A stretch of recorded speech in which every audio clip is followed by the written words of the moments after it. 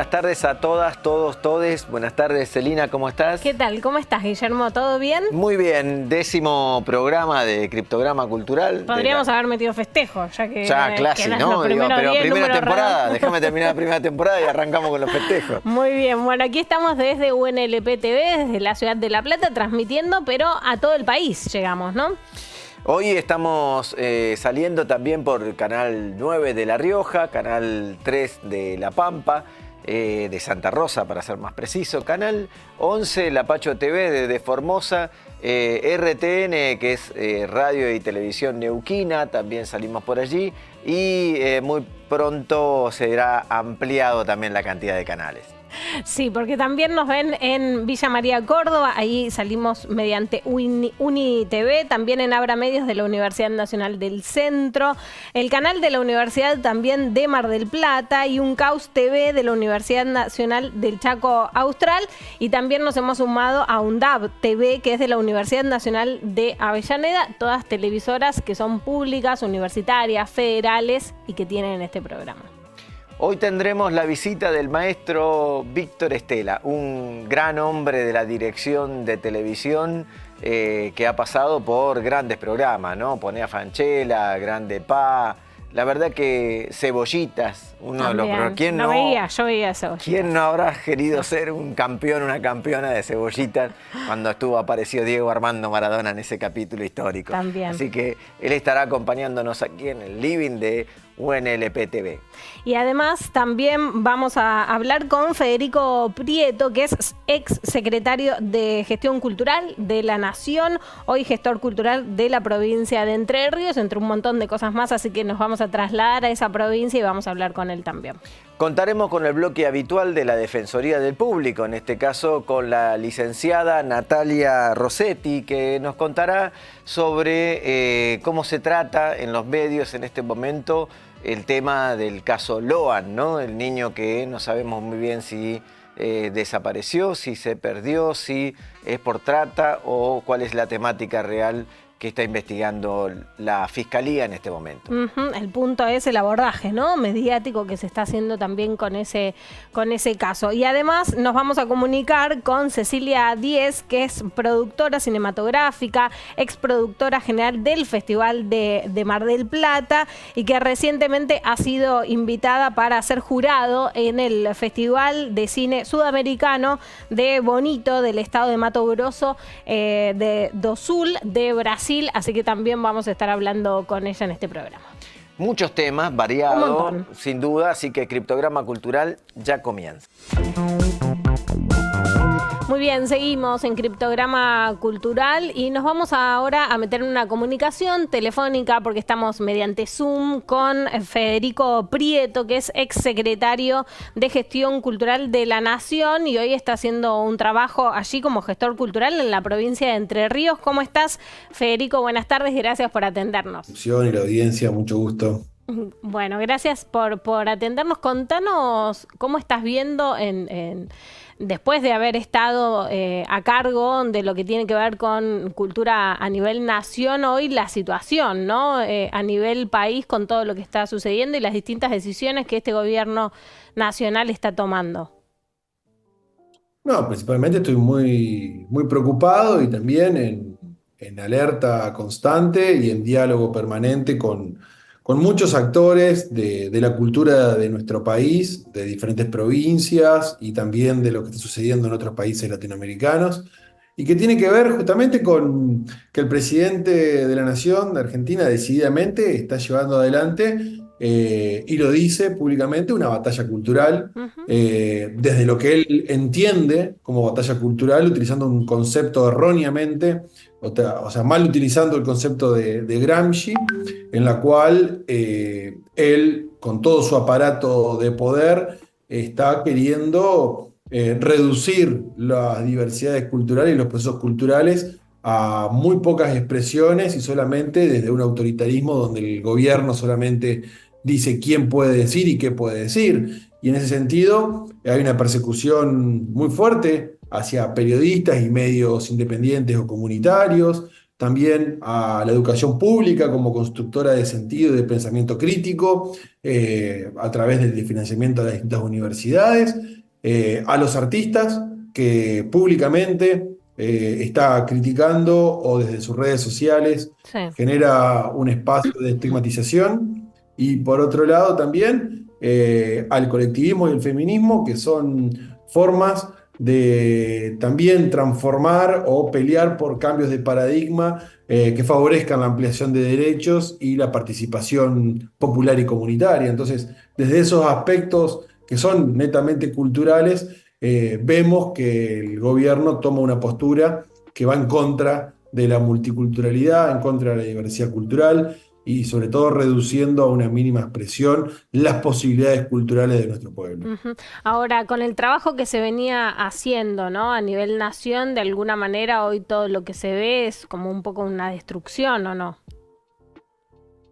Y se ve, sí, o un no acompañamiento. Y el no acompañamiento también es limitar las posibilidades y de ahí la no construcción o la destrucción de todo.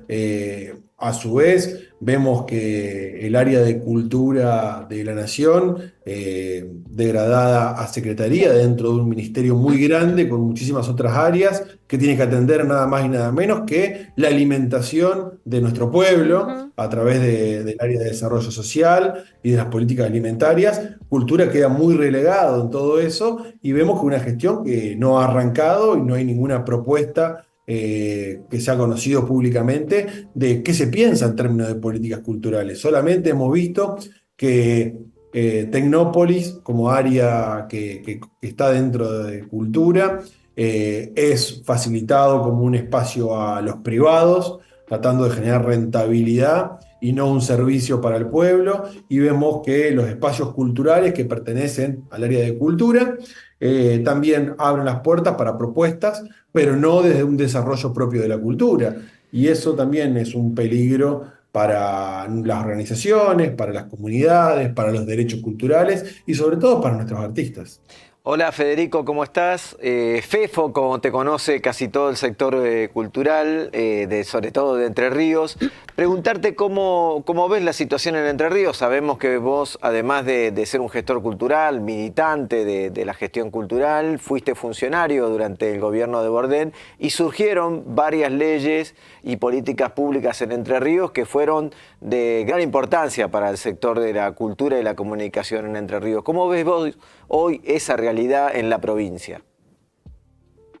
Bueno, eso la verdad que ha sido una fortaleza en este sentido, porque cuando cambian los partidos políticos que gobiernan, como está pasando en Entre Ríos, que cambió, el peronismo gobernó durante 20 años, y con el cambio de gobierno y una retracción en términos de las posibilidades y de las políticas culturales, cuando hay leyes, cuando se trabaja con la comunidad y desde ahí con participación activa de las distintas organizaciones como masa crítica para llegar a ámbitos legislativos y que esos sean derechos posibles, hace que cuando haya un gobierno que no va en el desarrollo cultural, haya leyes que los amparen. Y esos derechos son fundamentales hoy en día para poder mantener vivas también las posibilidades culturales.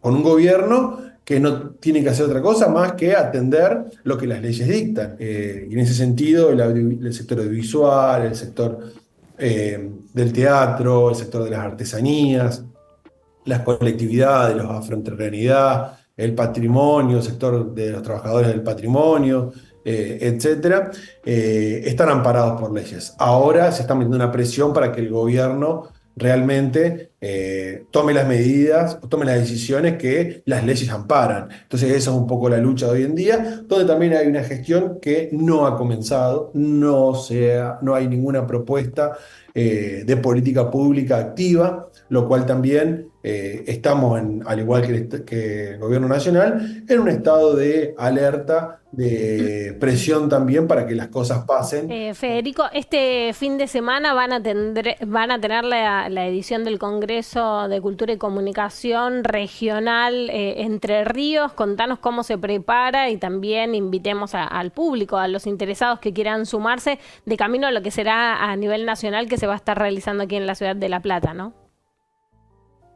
Sí, la verdad que este Congreso de Cultura y Comunicación, la Regional Entre Ríos, va a ser un espacio fundamental y lo que estamos teniendo a días de su celebración es que es un espacio demandado también porque muchos actores de la comunicación, muchos sujetos del arte y de la cultura, eh, quieren tener un espacio donde poder aportar, donde poder construir, donde poder decir, donde poder también compartir con los demás y reflexionar de las realidades que estamos viviendo hoy en día y que tiene que servir también el Congreso como un punto de partida hacia dónde queremos ir en el futuro. Y creo que el espacio se presenta en ese sentido, así que está más que bienvenido. Y por suerte también desde multisectorial, ¿no? Desde múltiples sectores que activamente se organizan para poder llevar adelante esto. No solamente las organizaciones de la cultura que participan y de la comunicación, sino también personas que tienen responsabilidades institucionales como diputados y diputadas nacionales. Como Carolina Galear, Blanca Osuna, Tomás Ledesma, que son legisladores entrerrianos que representan los derechos, los intereses del pueblo en el Congreso Nacional, y también las tres centrales sindicales de los trabajadores, las tres centrales de los trabajadores, creo que mancomunadamente están también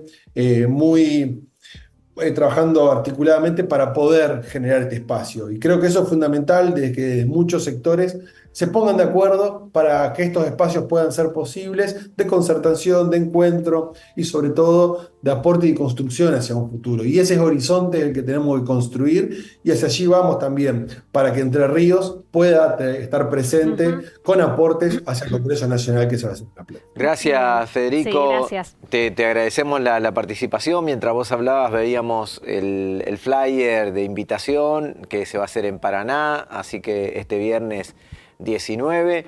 Esperemos que sea muy amplia la concurrencia y que se lleve adelante un debate fructífero, sin duda, en aquel encuentro.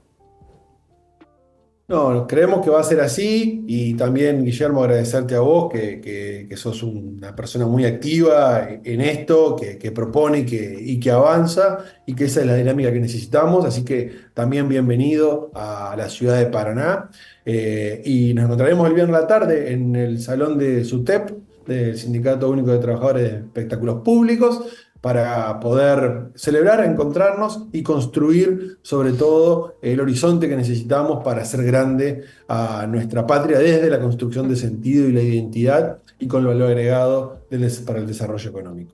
Gracias, un abrazo grande. A ustedes, hasta luego. Hasta luego. Muy bien, continuamos con el programa.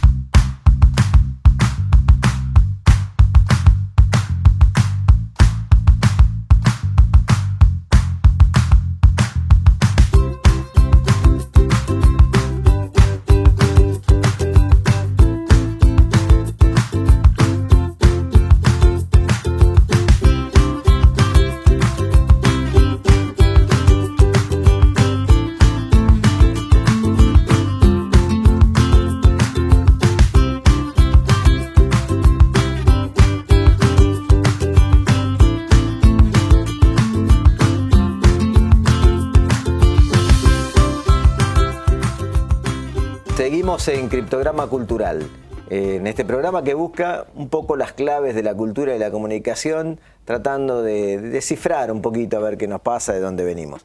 Acabamos de ver un video de presentación, nada menos que de un gran director argentino, Víctor Estela. Gracias por estar aquí, Víctor, en nuestro estudio, la Universidad Nacional de La Plata, televisión. Un placer. Gracias, realmente. Claro. Bueno, una gran trayectoria. Sin duda, la televisión argentina te debe muchísimo. No, yo le debo también mucho. Bueno, en la ficción, nosotros... hace poco estuvo en uno de los programas el autor, guionista Ricardo Rodríguez. Claro. Y bueno, alguien con quien compartiste muchos programas, Sí, de los cuales... varios años, sí. Ahí está. ¿Cómo era hacer televisión en esos años donde el rating todavía superaba el 64%, o en algunos casos? Sí, me parece que menos, más descontracturado, me da la sensación. Pese a esa lucha por el rating, a veces parecía encarnizada, pero no, estábamos tranquilos. La verdad que se trabajaba muy bien. Algo que le pregunté a Ricardo, que era, ¿se puede hacer arte en la televisión? Es decir, ¿se puede meter uno en eso que moldea el arte en la ficción televisiva también? Si entendés que hacer arte es jugar, que es un espacio lúdico, yo creo que sí.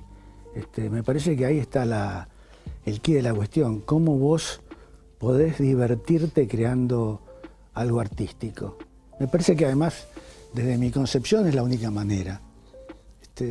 Yo la he pasado muy bien tantos años que he trabajado gracias a ese concepto, ¿no? De jugar con el resto, de cambiar los roles, en fin, una serie de circunstancias de juego que me parece que aportan mucho al hecho cultural, al hecho artístico.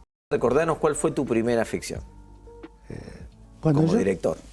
Sí, como director hice un ciclo de programas especiales en Canal 11, que era un ciclo que se hacían programas de grandes autores internacionales, Ibsen, Shakespeare, y ahí fue, te diría que mi debut, haciendo programas especiales. Eran programas de 1 hora y media, que salían cada 15 días. Y te diría que ese fue el principio de mi debut como de director. Pero yo había hecho antes, como realizador, un programa de viajes que se llamaba Video Show, que, bueno, era un poco hacer cámara y dirigir también. Otros plazos, ¿no? Esto que estabas contando hace un rato, me parece que el tiempo que uno puede dedicarle a programas que se producen cada 15 días de ficción, sí, o que van a salir al aire cada 15 días, ¿no? Tiene una preparación dramática distinta, la puesta de cámara. Sí, sí, incluso, bueno, la construcción de los espacios interiores era muy elaborada. Me parece que esto es algo que ahora, me parece que es un costo muy alto para hacerlo, por eso se hacen tantos exteriores, ¿no? Se hacen locaciones reales para no construir en estudio esos decorados que eran realmente importantes. Contanos un poquito cómo era, porque hoy estamos muy acostumbrados a ver los canales de aire que tienen prácticamente un solo estudio. En ese estudio grande se hace de todo, por lo menos los programas que son tanto de talk show como de periodístico, ¿no? Vemos casi que te diría que un solo escenario de ese canal de aire. ¿Cómo era en aquel momento? Y mira, era la construcción de, por ejemplo, yo hice, por ejemplo, Casa de Muñecas o algún otro programa de Ibsen, y se construían, por ejemplo, octógonos enormes en el estudio importante de Canal 11, en el estudio grande, y se hacía una construcción, pero impresionante, con ventanales enormes hasta el suelo. Bueno, algo que ahora es muy difícil hacer. Por eso se recurre a locaciones verdaderas, ¿no? Y no se construye. Y bueno, eso permitía un juego de luces y de cámara muy interesante. Yo creo que una de mis especialidades era esa, ¿no? Jugar con los espacios interiores. Compartimos este programa con la periodista y compañera Celina Harry, quien seguramente también tiene otras preguntas. Sí, ¿cómo estás, Víctor? ¿Cómo te va? Buenas tardes. Preguntarte cómo ves hoy la televisión, ¿no? En de la diferencia de toda tu trayectoria también en otro momento de la televisión con mucha ficción. ¿Qué te pasa hoy cuando ves que hay anuncios de, bueno, no se realiza más ficción en nuestro país? Y también con la diferencia en los productos que sí se generan hoy en la televisión argentina, que son pocos, de entretenimiento, ocio y demás, comparado con aquel entonces, ¿no? Yo en principio lo veo con cierta esperanza de futuro. Digo, si no, no podría pensarla. Una televisión sin ficción que nos represente, me parece que es impensado. Entonces, digo, apuesto y creo que un grupo de colegas estamos tratando de que esto vuelva de alguna manera, porque me parece que es la base de la comunicación, de lo que nosotros podemos dar como directores, como creadores. Decís, están en diálogo con un montón de colegas. ¿Hablan generalmente, manifiestan esta preocupación entre ustedes? ¿Cómo es ese vínculo? Y sí, permanentemente estamos tratando de que haya algún camino de regreso a eso que era tan lindo. Que además el público lo agradece muchísimo. El público está esperando que esto vuelva. Siempre hubo en la televisión abierta de la Argentina contenidos extranjeros, sobre todo de las distintas grandes cadenas televisivas, claro, ¿no es cierto?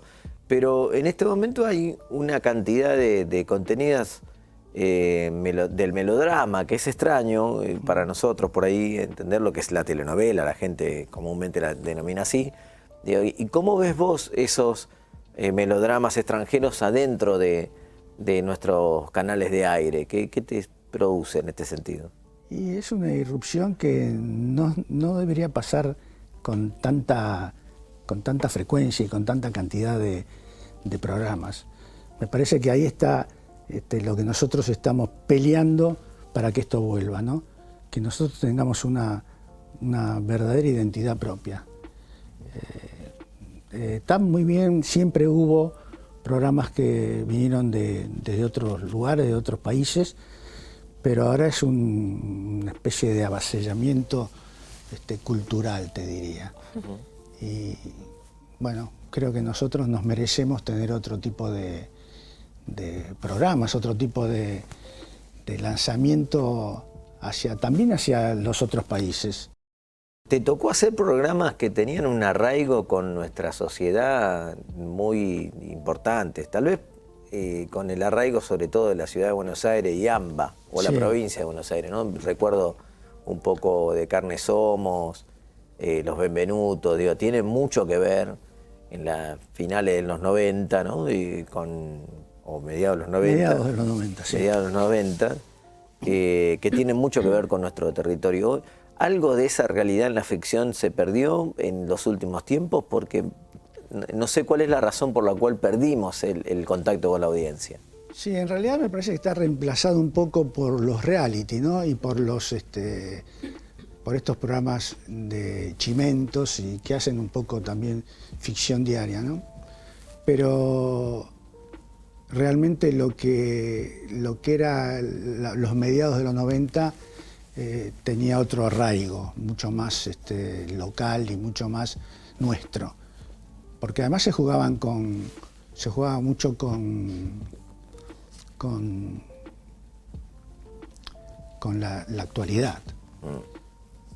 Así que bueno. Claro, de Carne Somos todo el tiempo estaba o en el mundo futbolero o en el mundo de lo que pasaba en la calle, ¿no? Y Benvenuto, que iba los domingos en vivo, también se hablaba mucho del hecho político, social del momento, ¿no? Y del día, o de la semana, digamos. Perdón, me iba a meter. ¿Cuál es el producto o el que más te gustó, que creaste? Mira, yo me sentí muy cómodo haciendo Poné Franchella, porque tuve cierta libertad creativa, siempre la tuve, pero ahí me sentí muy cómodo con el tema del musical en vivo, cambiando de escenarios, en fin. Me parece que ahí logré una apuesta bastante personal y interesante. Me parece que ese fue un programa que a mí me gustó mucho. Y bueno, por supuesto también Grande Pa, que también tuve la libertad de hacer el programa como yo quería. Claro, y distintos públicos, ¿no? También ahí cómo ir moldando un producto según el público al cual está destinado, pensar en los más chicos, en los más adultos. Sí, un público que ya no existe, digamos. El público de los 90 familiero hoy no se podría reunir, sería imposible. Por lo menos con esas mismas características, ¿no?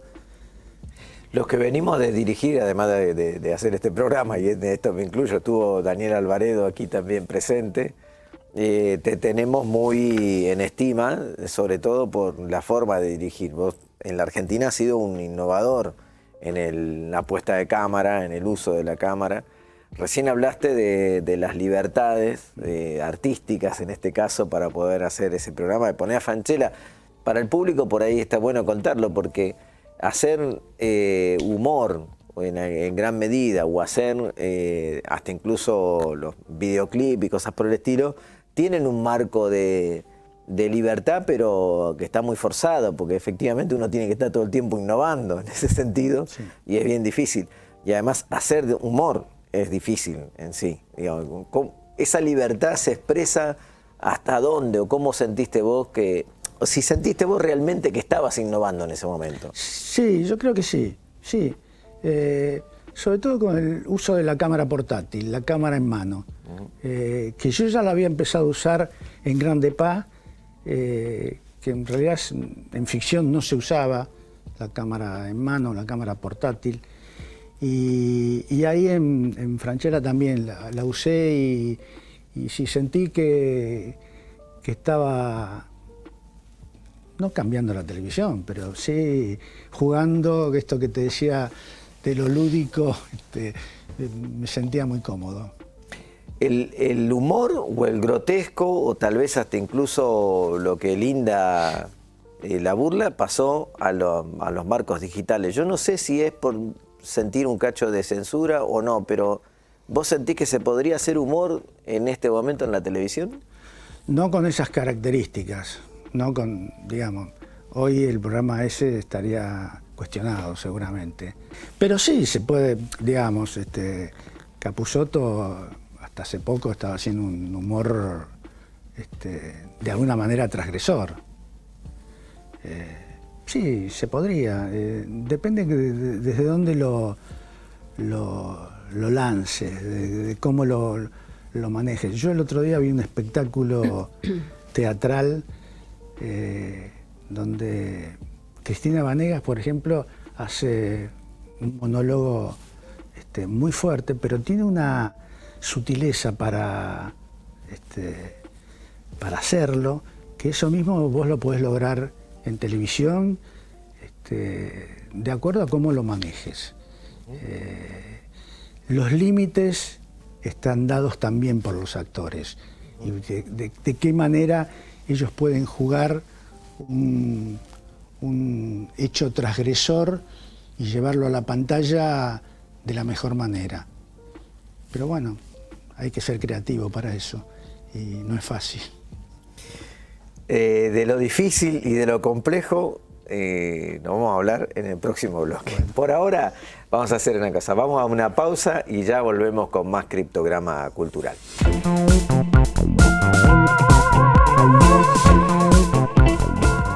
Continuamos en Criptograma Cultural y ahora nos vamos a meter en este bloque especial para poder dialogar con integrantes de la Defensoría del Público. En esta oportunidad nos está visitando nuevamente Natalia Rossetti, licenciada de la Defensoría del equipo de promoción. ¿Cómo estás, Natalia? Hola, muchas gracias por la invitación. No, por favor, gracias a vos por haber venido nuevamente. Bueno, contanos, hoy en particular nos vamos a meter en qué está pasando en los medios de comunicación con respecto al tratamiento del caso Loan, ¿no? Muy difundido, que también nos permite pensar, bueno, cómo se abordan otros casos similares, ¿no? En los medios de comunicación. Sí, bueno, estamos en la presencia de un caso de una ausencia o la desaparición de un niño que, por supuesto, a las audiencias, ¿no? En general genera muchísima sensibilidad, ¿no? Eso, hay una fuerte preocupación, malestar, también como surgen ansiedades, ¿no? De que poder saber qué es lo que pasó, qué es lo que está pasando, también la sensación de entusiasmo de que, bueno, que aparezca y que esté. Por eso es importante, ¿no? El rol de los medios de comunicación, ¿no? Tanto con el tema de la construcción de creencias, de ideas, de compartir momentos también, en colaborar justamente, en brindar información que sea rigurosa para justamente facilitar esta búsqueda de este niño. Y en este caso nosotros, particular, un caso que se hizo muy resonante, ¿no? Porque es un caso que llama la atención porque, bueno, muestra un problema que es el caso de este chico que todavía hace un mes se está buscando. Vemos algunas situaciones de falencia. Por un lado, bueno, la información, el flujo de información que a veces está mezclado en lo que podríamos decir en los distintos niveles, tanto municipal, provincial y nacional, ¿no? Un flujo de información que a la vez complica la labor periodística, necesita, digamos, cubrir el espacio, y cubrir ese espacio a veces termina generando una vulneración a las infancias, ¿no? A los derechos a la privacidad, a la intimidad, a la propia historia de este niño. Algo que nos preocupa justamente en eso es la representación o las imágenes que vemos de Loan, en vez de poder por una imagen más clara, ¿no? Que sea la que facilite justamente la búsqueda. Vemos que se cubren espacios más contando su propia historia, su biografía, en vez de tomar ese caso resonante como un caso de, bueno, cuál es la situación de niños y niñas que se buscan en la actualidad en Argentina. También poder contar sobre la historia de otros chicos y chicas que se están buscando, cuáles son los canales de denuncia, los canales de consulta, cuáles son las redes de cooperación para la búsqueda de los chicos. Nos parece que justamente este flujo de información, que a veces es medio confusa, termina generando grietas donde da espacio a influir en informaciones que no necesariamente confluyen o facilitan, primero, comprender lo que está sucediendo y además entorpecerse un poco en las investigaciones y meterse en la situación más de la privacidad. Pensemos que es un niño que tiene su propia historia, que tiene una familia, que es una comunidad. En estos casos son comunidades que son más chicas y que también influyen un poco en el desarrollo de la vida y que puede terminar generando estigmatizaciones, estereotipos, aspectos hasta que pueden ser que discriminan, ¿no? Las tradiciones o las costumbres de esas zonas, porque otra cosa que hemos notado, un poco la mirada un poco porteñista. Claro, ¿no? sí, hay como también una estigmatización con respecto a la familia, la población, ¿no? Teniendo en cuenta que hablamos de un caso que sucede en la provincia de Corrientes. También pareciera por momentos que claramente se está utilizando la información más bien como lo que vale y no necesariamente como la información como un derecho de comunicar, ¿no? a la población en general. Claro, siempre partimos de que los medios de comunicación cumplen una función de servicio, ¿no? Y justamente lo que vos decís, bueno, falta esto de comunicar a la población. Y en esto de que termina cayendo notamos, sobre todo las observaciones que venimos haciendo desde la Defensoría del Público, que caen a veces algunos prejuicios sobre las zonas o las situaciones de vulnerabilidad, que eso generan o retroalimentan determinadas narrativas o hipótesis que están circulando. Lo cierto es que todavía no sabemos qué sucedió con Loan.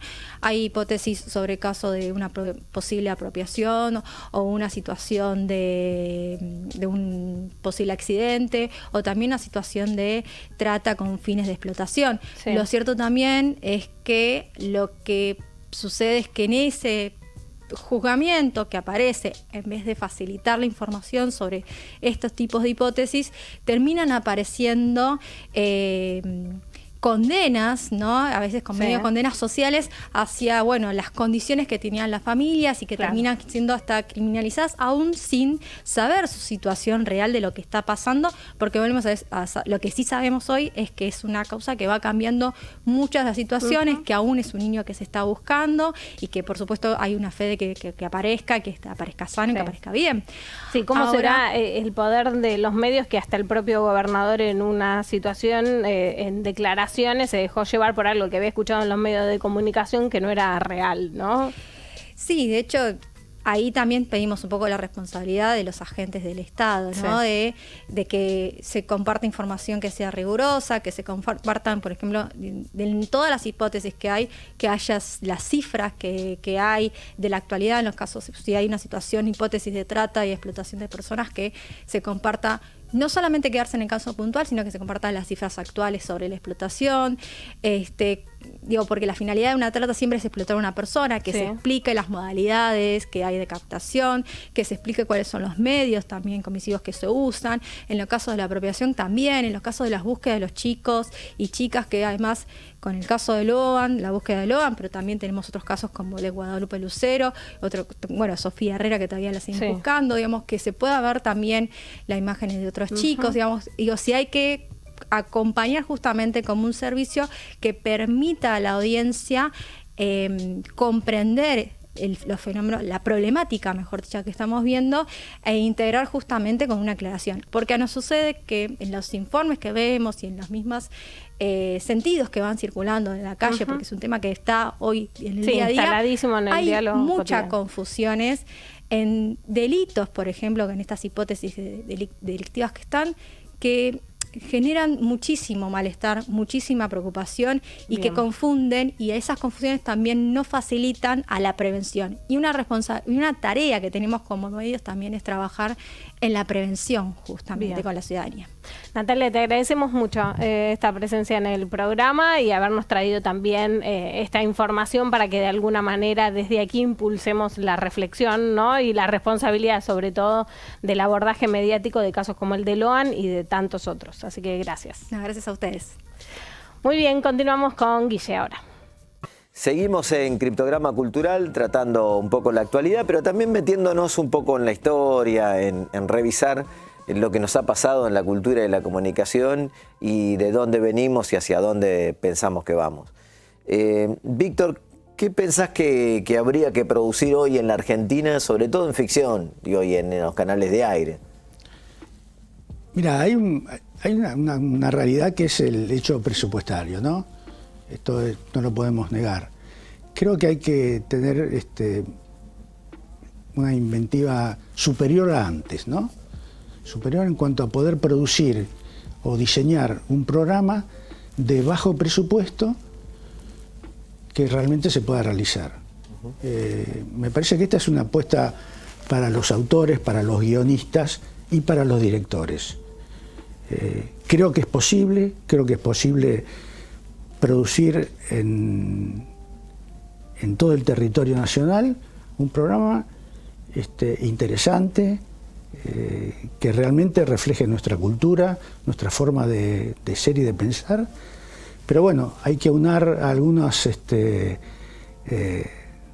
capacidades para poder lograrlo.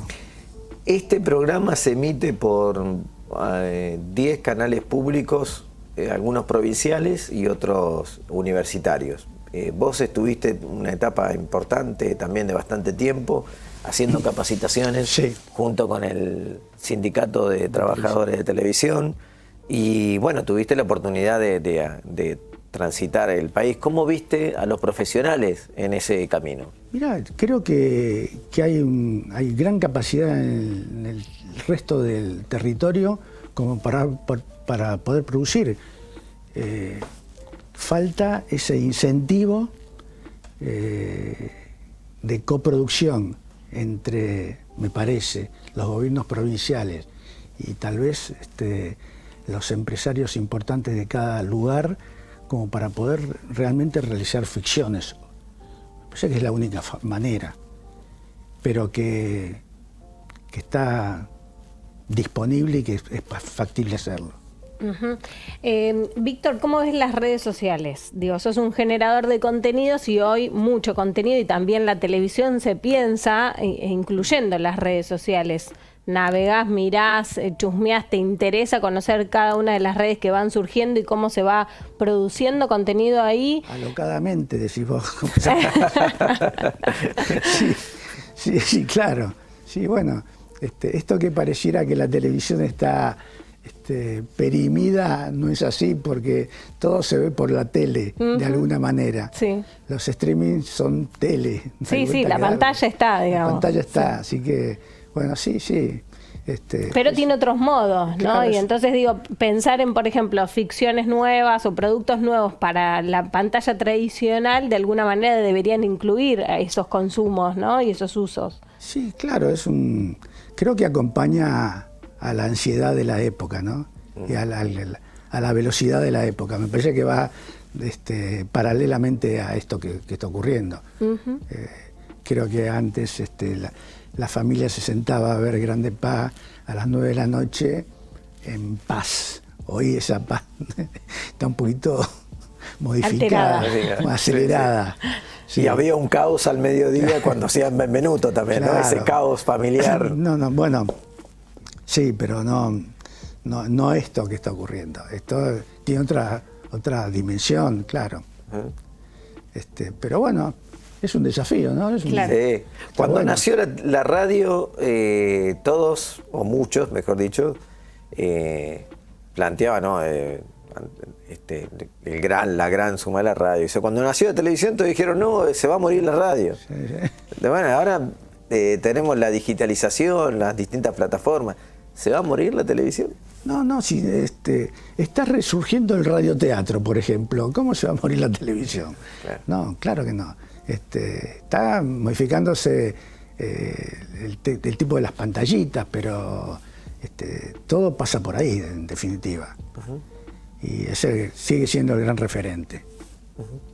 Vos sabés que a mí me surge como idea que veo más ficción que nunca, porque pareciera que todo el mundo quiere ficcionar algo, ¿no? Claro. Esto de los youtubers, claro, de los distintos tipos de tiktokers, ¿no? Todo el mundo, incluso los grandes periodistas, que son periodistas serios, ¿no?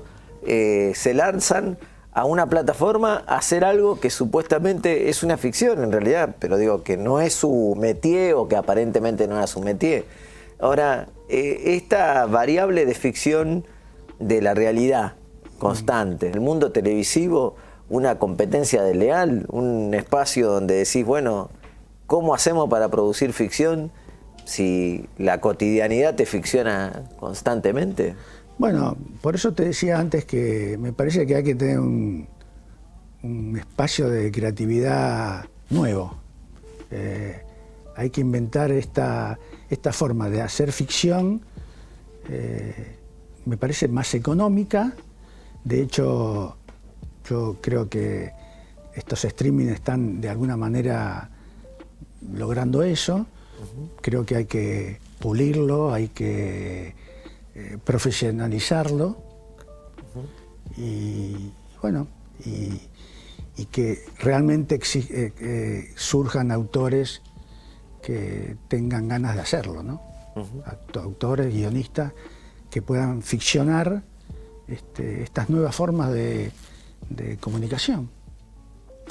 Cuando fuiste audiencia, ¿alguna vez fuiste audiencia pura y exclusivamente? Vamos a empezar por ahí. O sea, ¿te cautivó la televisión de niño? Así ¿cómo llegó? No tenía de niño televisión. ¿Cómo era? No había, en mi casa no había tele.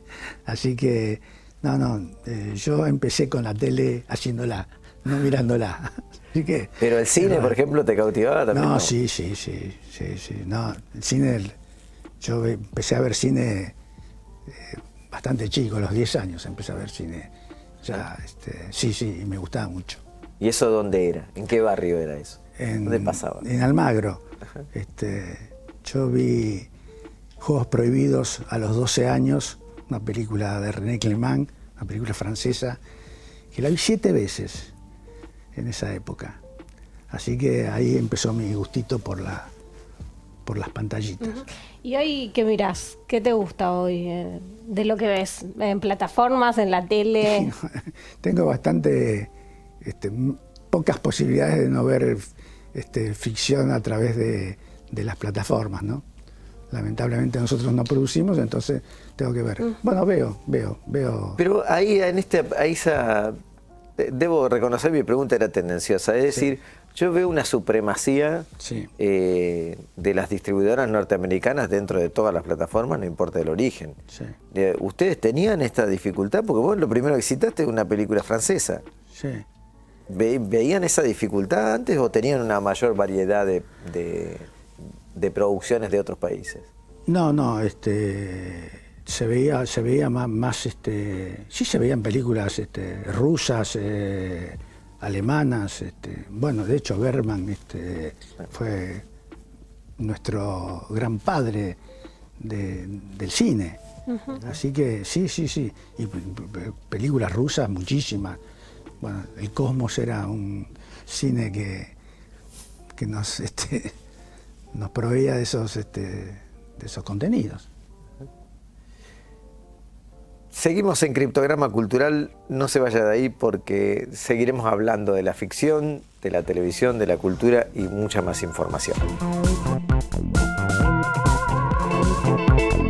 Continuamos aquí con el programa y ahora nos vamos a meter en una comunicación. Está del otro lado vía Zoom Cecilia Diez. Ella es productora cinematográfica y además es ex productora general del Festival de Cine de Mar del Plata y recientemente ha sido invitada a ser jurado en el Festival de Cine Sudamericano de Bonito del estado de Mato Grosso do Sul en Brasil. ¿Cómo estás, Cecilia? Buenas tardes. Gracias por atendernos. Gusto, un placer estar acá con ustedes.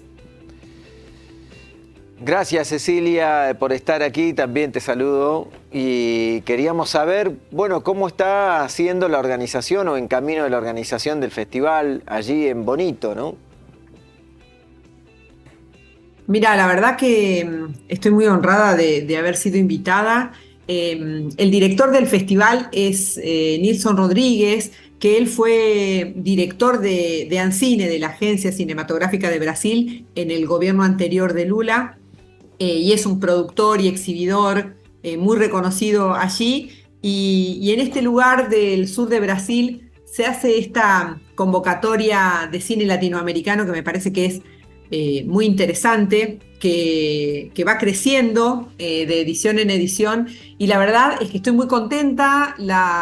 Me han convocado como jurado y como oradora en 2 mesas. Como jurado son la parte competitiva, porque tiene varias secciones el festival, como todos los festivales, y esta en particular tiene una competencia de cine latinoamericano, una competencia de cine ambiental, y después tiene varias muestras. Y en la competencia de cine latinoamericano se han presentado cortometrajes y largometrajes y han sido preseleccionados 6 cortometrajes y 6 largometrajes que como jurado tendremos que definir quiénes son los ganadores, porque es una muestra competitiva que tiene premio en dinero.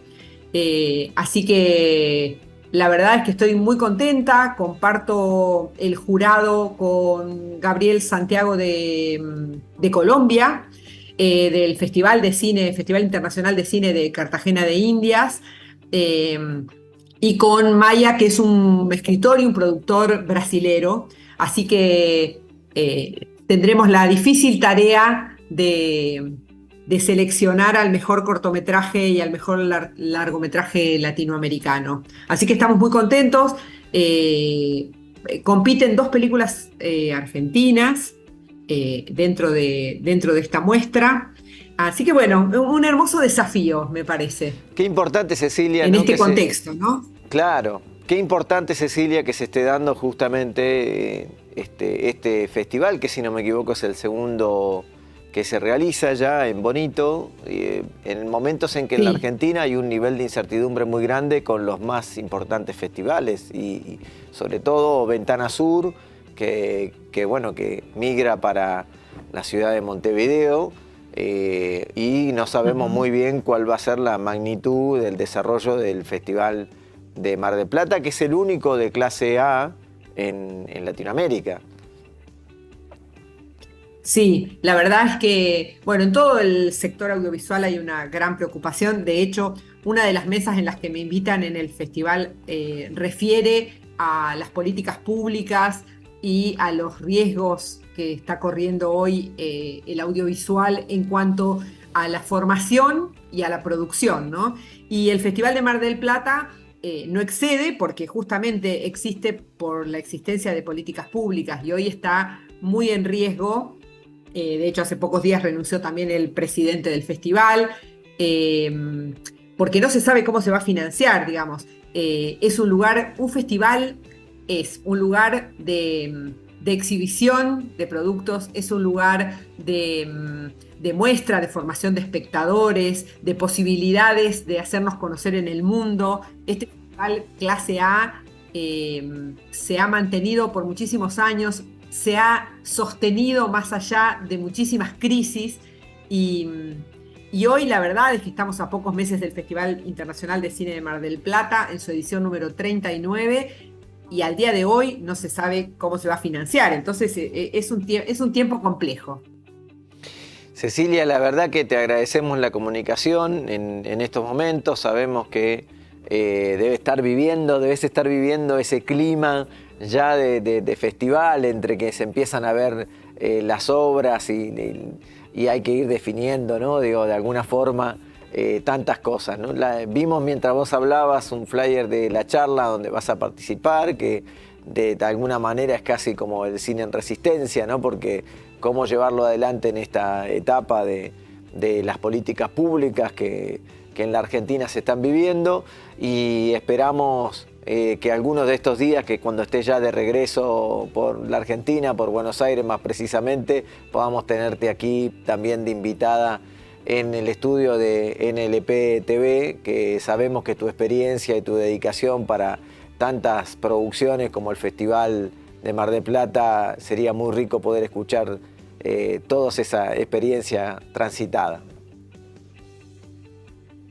Muchísimas gracias, sí, a disposición, también porque siento que se generan estos espacios en los que podemos compartir y seguir defendiendo estas políticas públicas y estos espacios que nos dan visibilidad internacional de todo nuestro arte, nuestra cultura, ¿no?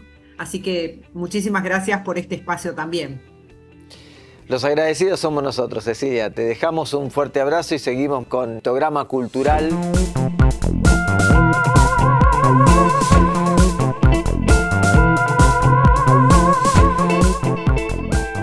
Seguimos en Criptograma Cultural con Víctor Estela en este bloque de entrevista profunda para nosotros en el tema de por dónde viene la ficción y de dónde venimos también, porque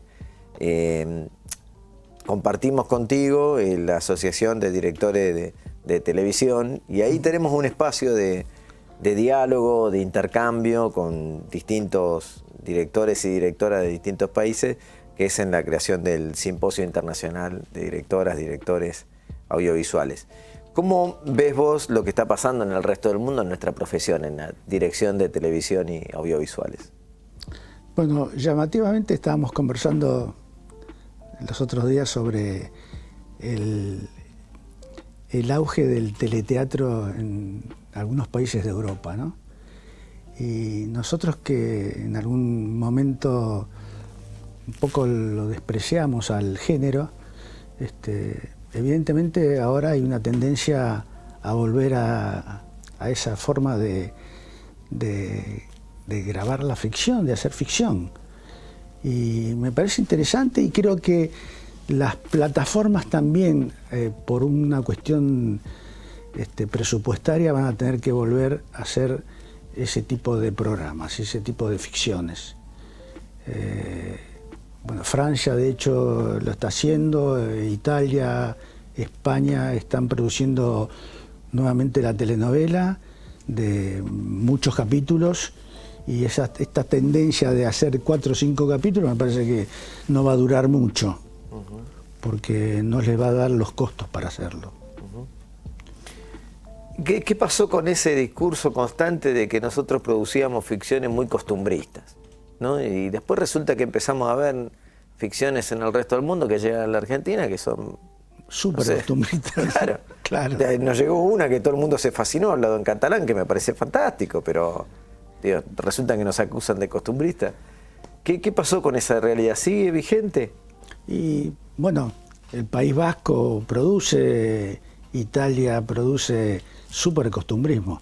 Así que no, nosotros deberíamos hacer costumbrismo provincial también, me parece. Me parece que tendríamos que ampliar el hecho de, tendríamos que salir de la ciudad de Buenos Aires. Decirlo más fuerte porque lo escuchan en la provincia y les encanta este tipo de cosas. Y no, sí, vos nombrabas hace un rato que yo estuve recorriendo y la verdad que a mí me fascina la gente, su forma de decir, de su forma cultural y bueno, deberíamos inundar la pantalla con esos contenidos. ¿Y qué pasa entonces ahí con el rol del Estado, ¿no? Y tan discutido en cuanto al fomento a la producción audiovisual y a un montón de otras cosas, ¿no? Pero que el Estado tendría que estar ausente. No precisamente, pero ¿qué pensás vos? Claro, creo que tendría que estar súper presente. Y bueno, y encontrar los mecanismos para que sea posible realmente. Tampoco estamos pensando en una ilusión, pero sí que el Estado debería, tiene los medios como para ayudar, para hacer posible que esto ocurra, ¿no? Es cuestión de que las autoridades se planten y digan esto es posible hacer. Claro. ¿Y qué pasa en otros lugares del mundo? Digo, ¿qué pasa con las producciones audiovisuales? ¿Es posible con un Estado completamente ausente que eso suceda, que se produzca? Los países más importantes de Europa tienen la ayuda y la presencia del Estado. Inglaterra, Francia, Alemania, todos estos países tienen una gran importancia el Estado como forma de poder producir. Cuando vos trabajabas de director muy activamente, transitaste las dos etapas entre las televisoras de aire con administración del Estado, sí, y el momento en que si privatizan y también tuviste un montón de... ¿También se desgarraban las vestiduras cuando la administraba el Estado con que no, cómo vamos a hacer ficción, cómo vamos a hacer este tipo de cosas? ¿O cómo era en ese momento? Cuando yo empecé estos programas que te comentaba, mis primeros programas de ficción, estaba el Estado presente y se hacían perfectamente y se hacían grandes producciones. Y no era que no se podía realizar, al contrario. Bueno, creo que es una cuestión de voluntad y de hacia dónde vos encarás la cultura, ¿no? Creo que sí, que es una cuestión ideológica, ¿no? ¿Sentís que sigue existiendo ese menosprecio hacia el melodrama, telenovela que nosotros como argentinos llevamos adelante con tanta forma, o mermó un poquito esa...? No pareciera, porque si las telenovelas turcas tienen tanto éxito, no creo que la gente esté en desacuerdo con el melodrama. Fan de los melodramas. Claro. Sí. No, creo que hay, por supuesto hay una nueva forma, hay nuevos espectadores y nuevas formas de realización. Pero bueno, hay que encontrarle la vuelta como para que esto tenga su gustito, ¿no? Que tenga sus ganas de verse. Me parece que sí, que hay que ser creativos en ese sentido, pero se puede lograr. Víctor, muchas gracias por tu presencia, pero no te vayas, el programa sigue, todavía nos quedan otros minutos más de un último bloque y nos despediremos contigo también en ese bloque. Muchas gracias. Muy bien, hemos llegado al final de este programa. Se nos terminó, se hizo muy interesante, sobre todo para nosotros, los que nos gusta la ficción. Y la televisión, ¿no? Claro. Hay mucho que contar y la verdad que le has dado mucha emoción al público con Grande Pa, con tantos programas, ¿no? El humor de Poné a Franchella, que fue muy innovador cuando apareció ese personaje en blanco y negro. La verdad que todos disfrutábamos. Enrique el Antiguo. Enrique el Antiguo. La verdad que la disfrutábamos muchísimo. Y esas emociones no se olvidan. Pero hoy estamos un poco escasos de ficción en la televisión y esperemos que vuelvan. Y sobre todo en ese espacio de debate que se da también entre los directores, Claro. como el simposio, ¿no? Digo, ¿se va a hacer este año el simposio? Sí, por supuesto. Necesitamos confrontar con nuestros colegas y con colegas del resto del mundo. Así que es muy importante que lo podamos hacer. Gracias, Víctor, por tu visita. No, gracias a ustedes. Siempre Muchas gracias. agradecido. Muchas Muchas gracias. Y esperamos más criptograma cultural. Claro que sí. Y ocuparnos también de la ficción, de la comunicación y de la cultura en general. Claro que sí, nos veremos la semana que viene.